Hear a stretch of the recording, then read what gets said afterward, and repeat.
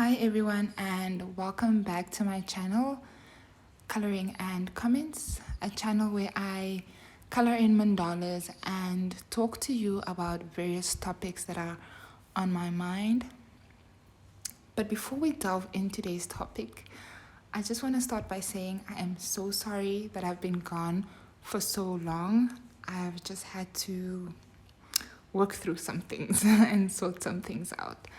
But I've also been thinking about creating a regular schedule so that you know when to expect videos. I was leaning towards Fridays, but I'm open to suggestions. So if you have any other day in mind, just drop it down in the comment section and let me know. Okay, now for our topic of the day. Have you ever felt like you didn't really have a childhood, almost as though you were forced to grow up faster than you needed to, take on too much responsibility, almost shift into becoming the adult? Traditionally, we see that the relationship between parent and child is one where the parent provides physically and emotionally for the child. And the child then receives this in order for them to learn, to grow, and to mature into a well-rounded individual in future. But sometimes we see situations where these roles are reversed, where it is the child that has to start catering to the physical and or emotional needs of the parent, where the child becomes the caregiver. And this concept is called parentification.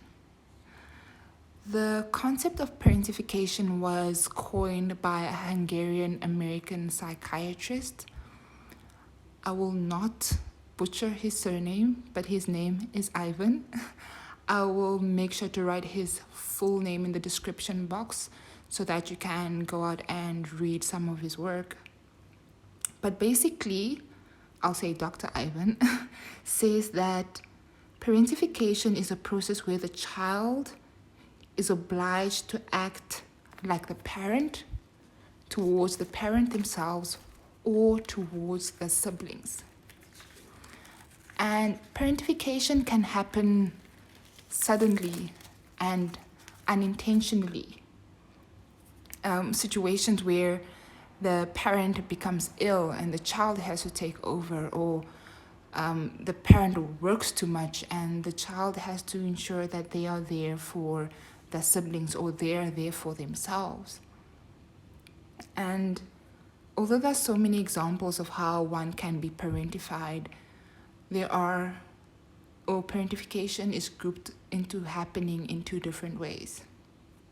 So the first way is emotional parentification, and the second way is instrumental parentification.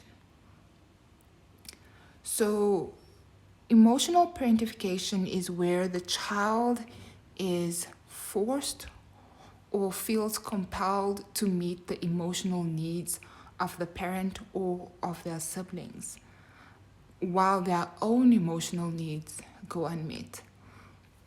We see that this happens, especially when it comes with parents, it happens when the parents lack emotional maturity, where the parents always want to take from the child and never feel the need to give and to nurture that child.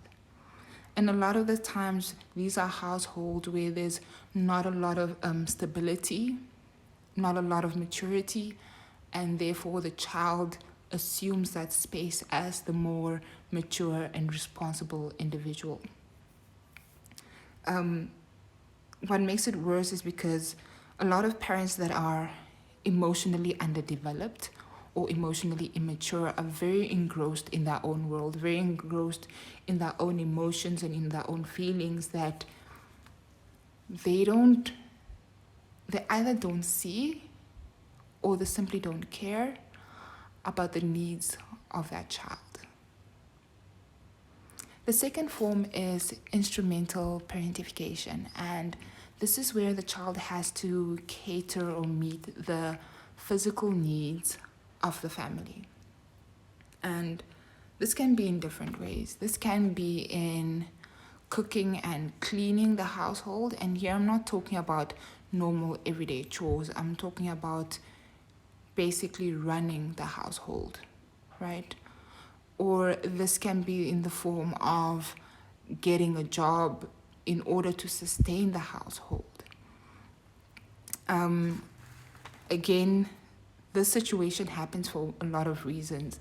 You can find situations where the reason is rather innocent, in the sense that the parent is working so much to provide financially to their family that they forget other roles have to be filled as well, such as taking care of the household itself, right?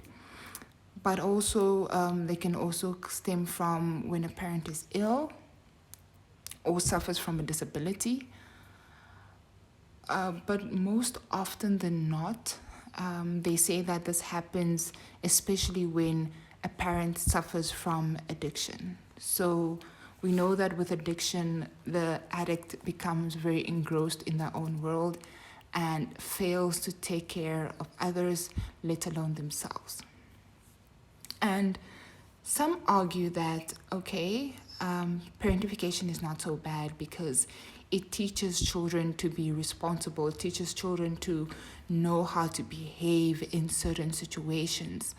And yes, to some extent, but then you have to realize the emotional, the physical, spiritual damage that parentification does to children. And you realize that this damage far outweighs any form of benefit that one might think or try to assign to parentification. A lot of children that have been parentified grow up to be adults that suffer from anxiety and depression. And this is because they have internalized a lot of the failures that they have experienced as children. So as children, when they assume the role of parent and they fail their tasks, they forget to see that they failed not because they were incompetent, but simply because they were children. They did not have the knowledge, they did not have the skills. And a lot of times they didn't even have the physical ability to be successful at a specific task. But because of how the brain works and how the brain functions, it holds on and latches on to this failure and just carries it out into adulthood. If you want to start dealing with the impact of parentification, you have to look at doing a lot of inner child work. You have to look at healing that part of you that was forced to grow up too quickly. And I strongly encourage you to please have a look at the inner child series that I have on my channel. I'll make sure to link it at the end of this video. But before you start doing some inner child work, you probably want to know if you've been parentified in any way. So I have identified 5 signs, and there are a lot of other signs, but in this video we'll talk about 5 signs that you can look out for to know that you've been parentified. The first sign is growing up feeling like you always had to be responsible. You had to be the one that takes the lead, always being the one that is put together, being composed, and this constant need to making sure that things get done when they're supposed to be done starts pushing you to borderline perfectionism. And we know what that extreme can cause, right? Because when one tries to reach perfection, one puts themselves in a box that they can't get out of. And this leads to the second sign, which is the inability to let loose. That feeling that you always have to be composed and responsible because nobody else will take up that role. A feeling where you can't be playful because being playful means you're being irresponsible. And this is where it gets tricky, because when you want to heal as a parentified child, you have to do a lot of inner child work. You have to allow your inner child to be playful, to do the things that they want. But then that parentified side will always say no, because they feel that being rigid and not being playful is a safe space. And it's a safe space because it's attributed to positive things. And this flows into sign number 3, which is always being complimented that, oh my gosh, you're so good, you're so responsible. And don't get me wrong, you should be a responsible human being. You should be a rather good human being to others. But this is in reference to such an extent that you feel like you can't live. You feel like you can't take any risk or make any mistake, because then you will jeopardize that image of being good and being responsible and so forth. And so anything that will force you to break away from this image will make you feel as though you are a terrible person, make you feel as though you're being irresponsible, when that is actually not the case. And because you're so boxed up in, being good and being perfect and being responsible and being composed, you start being very self-reliant. And this is sign number 4, where you are so dependent on yourself because you feel like other people will fail you, where you feel like you need to sort everything out by yourself before you go on to others and ask others for assistance.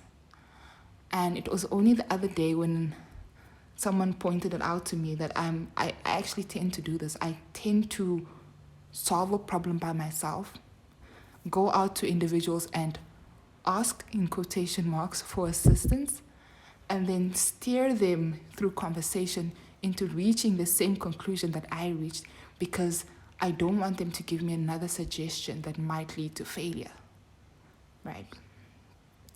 And then the last point is feeling as though your efforts are unappreciated. You feel unseen and unheard when you're not in that position of parent. And it's problematic because the inner child wants to be seen and appreciated and loved. But then the parentified child feels like, if I am to move to childhood, I won't be seen, I won't be heard, I won't be loved. So that constant back and forth makes it quite hard to heal, but it is possible. And as we wrap up this video, I just encourage you to please go and look at the old videos, go and look at working on your inner child and healing your inner child and being there for yourself and being kind to yourself, allowing yourself to shed that image of perfectionism and be your true, authentic self. Bye.